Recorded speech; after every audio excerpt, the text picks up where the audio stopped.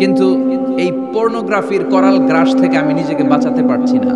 আমি নামাজও পড়ি, আবার অশ্লীল ভিডিও দেখি। আমি সকালে তওবা করে বিকেলে দেখি, বিকেলে তওবা করে সকালে দেখি। এরকম সমস্যা আমার অনেক যুবক ভাইদের আছে না নাই? তিনি আমায় দেখছেন, তিনি আমাকে প্রত্যক্ষ করছেন। পৃথিবীর কেউ দেখে না। দরজা বন্ধ করে, লাইট অফ করে, জানালার পর্দা নামিয়ে দিয়ে একা একা লুকিয়ে লুকিয়ে অশ্লীল ভিডিও আমি দেখছি। কেউ দেখে না, দেখে কে? এজন্য আল্লাহর ভয়টা মুমিনের অন্তরে সব সময় থাকা চাই। আল্লাহর ভয় যদি কোনো মুমিনের অন্তরে থাকে, সে মুমিন কখনো পথ ভুলে যায় না, ঠিক কি না? যাদের হৃদয়ে আছে আল্লাহর ভয়, তারা কবু পথ ভুলে যায় না। আল্লাহর প্রেম ছাড়া এই দুনিয়ায় কারো কাছে কোনো কিছু চাই না। পড়েন সবাই। যাদের হৃদয়ে আছে আল্লাহর ভয়, তারা কবু পথ ভুলে যায় না। আল্লাহর প্রেম ছাড়া এই দুনিয়ায় কারো কাছে কোনো কিছু চাই না। রাতের আধারে যারা সেজদাতে রয়, দু চোখের শ্রুতে নদী যেন বয়। ছলনার হাতছানি যতই আসুক, পেছনে ফিরেও সে তাকায় না। যাদের হৃদয়ে আছে আল্লাহর ভয়, তারা কবু পথ ভুলে যায় না। আল্লাহর প্রেম ছাড়া এই দুনিয়ায় কারো কাছে কোনো কিছু চাই না। চিল্লায় বলেন ঠিক কিনা?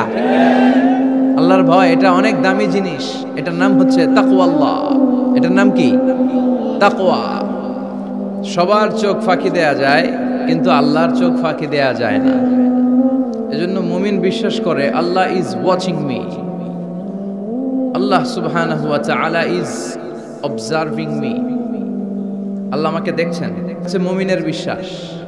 মুমিন সব সময় এটা বিশ্বাস করে যে কেউ না দেখুক, দেখে কে? পুলিশের চোখ ফাঁকি দেয়া যায় কি যায় না? কথা বলেন। পুলিশের চোখ ফাঁকি দেয়া যায় না? সিগন্যাল দিয়ে রাখছে পুলিশ, যাবা না, হুট করে গাড়ি টান মারছে, কিছু করার আছে? ফাঁকি দেয়া যায় না শুধু একজনের চোখ। এজন্য আমি সবসময় বলি যে কেউ যেটা দেখে না, দেখে কে? কেউ যেটা শোনে না, শোনে কে? আপনি যখন যে মুহূর্তে যেভাবে আল্লাহ তাআলাকে ডাক দেন, তিনি শুনতে পায়। নাকি মাঝরাতে ডাক দিলে শোনে না? তুফানে পড়ে ডাক দিলে শোনে না? ভূমিকম্পের মাঝখানে ডাক দিলে উনি শোনে না?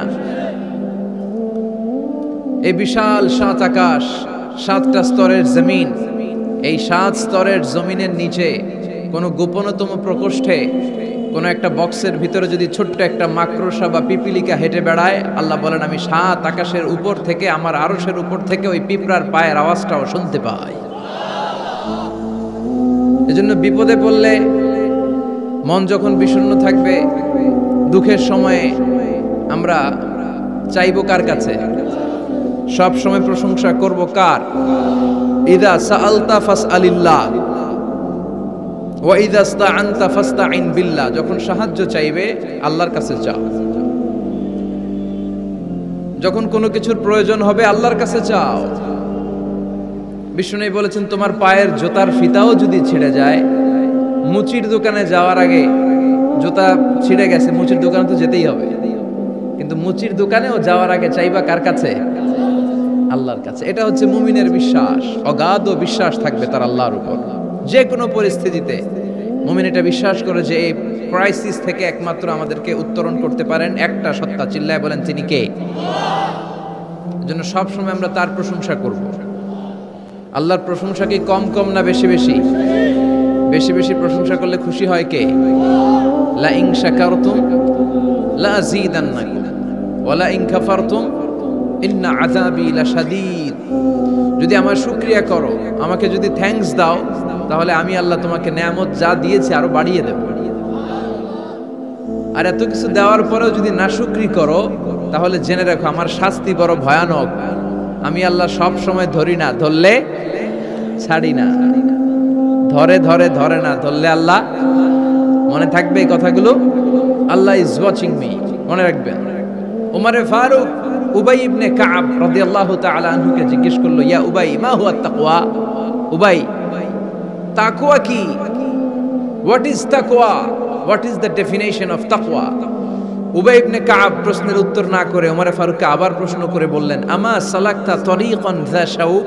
হে আমিরুল মুমিনিন, আপনি কি কাঁটাযুক্ত কোনো রাস্তা দিয়ে, এমন রাস্তা যে রাস্তার ডানে বায়ে সামনে পেছনে ক্যাকটাসের গুল্মলতা, খালি কাঁটা, এই কাঁটাযুক্ত কোনো রাস্তা দিয়ে কি আপনি কখনো হেঁটে যান নাই? ওমরে ফারুক বললেন, বালা, আমি হেঁটে গিয়েছি। উবাই বললেন, ওই রাস্তা দিয়ে হাঁটার সময় আপনি কেমন করে হেঁটেছেন? ওমরে ফারুক বললেন, ইজতাহাদতু ওয়া ইশতামারতু, আমি এমন ভাবে হেঁটে গিয়েছি যাতে আশেপাশে ডানে বায়ে কাটা আমার গায়ে না লাগে, আমার জুব্বায় না লাগে। আমার জুব্বাটা ধরে আটো সাটো করে সন্তপর্ণে খুব সচেতনতার সাথে আমি হেঁটে গিয়েছি যাতে কাটা গায়ে না বিধে। উবাই বললেন, হাযা হুয়া তাকওয়া, এটাই তো তাকওয়া, এটাই তাকওয়া। এমন ভাবে এই পৃথিবীতে আপনাকে চলতে হবে যাতে শয়তানের কোনো হাতছানি, কোনো পাপ, কোনো পঙ্কিলতা, কোনো ধরনের অশ্লীল বিষয় আপনার গায়ে পৌঁছতে না পারে, এটাই তাকওয়া। বিশ্বনবী একবার খেজুরের ডালা ভেঙে মরুভূমির মধ্যে একটা দাগ টানলেন, লম্বা দাগ টেনে সাহাবাদেরকে বললেন, হাযা সিরাতুল মুস্তাকিম, এটার নাম সিরাতুল মুস্তাকিম। তারপর ডানে বায়ে দুই দিকে অনেকগুলো ছোট ছোট দাগ কাটলেন, বললেন, হাযিহি সুবুলুশ শায়তান, ডানে বায়ের রাস্তাগুলো এগুলো শয়তানের রাস্তা। ডান দিক থেকে বাম দিক থেকে তোমাকে শয়তান হাতছানি দিবে। গানের কনসার্টে চলো, ওখানে মমতাজ গান গাবে, আছে না নাই? মদের আড্ডাখানায় চলো, দুম্মা চলে ধুম দেখতে চলো, জুয়াবাজিতে চলো, নিষিদ্ধ পল্লীতে চলো, একটার পর একটা হাতছানি আপনাকে ডানে বায়ে সামনে থেকে পেছন থেকে আপনাকে গ্রাস করে ফেলতে চাইবে। কিন্তু মুমিন যখন সিরাতুল মুস্তাকিমের পথে একবার উঠেছে, এই পথটা শুরু হয়েছে দুনিয়া থেকে, এটার ওই প্রান্তে আছে জান্নাতুল ফেরদাউস, ঠিক কিনা? এজন্য প্রতিদিন সালাতে আমরা পড়ি ইহদিনাস সিরাতাল মুস্তাকিম। যে যুবকদের এই সমস্যা আছে, পর্নোগ্রাফির সমস্যা, এটা জাতীয় সমস্যা বাংলাদেশের জাতীয় রোগের নাম ডায়াবেটিক্স। জাতীয় রোগের নাম কি? আর যুবকদের জাতীয় সমস্যা হচ্ছে কি? পর্নোগ্রাফি। স্মার্টফোনগুলো আমাদেরকে স্মার্ট না বানিয়ে আমাদেরকে শেষ করে দিচ্ছে, ঠিক কিনা? এজন্য আপনার একটা শক্ত সিদ্ধান্ত পারে আপনাকে জান্নাতি বানাতে, আর আপনার দুর্বল সিদ্ধান্তটাই আপনাকে জাহান্নামী বানানোর জন্য যথেষ্ট। এজন্য মুমিন মাত্রই তাকে বিশ্বাস করতে হবে, আল্লাহ ইজ ওয়াচিং মি। কি বিশ্বাস করবেন? আল্লাহ ইজ ওয়াচিং মি, আল্লাহ আমায় দেখছেন। কেউ দেখে না, কারো দেখার দরকার নাই, কিন্তু আমার আল্লাহ দেখে, ঠিক কিনা? এটাই সবসময় মুমিনের অন্তরে থাকতে হবে। এটার নাম ঈমান, এটার নাম তাকওয়া। এই তাকওয়া নিয়ে যেন আমরা মরতে পারি, আল্লাহ তুমি তৌফিক দাও। ঈমানের সাথে যেন আমাদের মৃত্যু নসিব হয়, তুমি তৌফিক দাও। বিশ্বনবী সবসময় দোয়া করতেন, আল্লাহুম্মা রযুকনা হুসনাল খাওয়াতিম, হে আল্লাহ তুমি আমার শেষটাকে ভালো করো, কারণ সব ভালো তার, শেষ ভালো যার।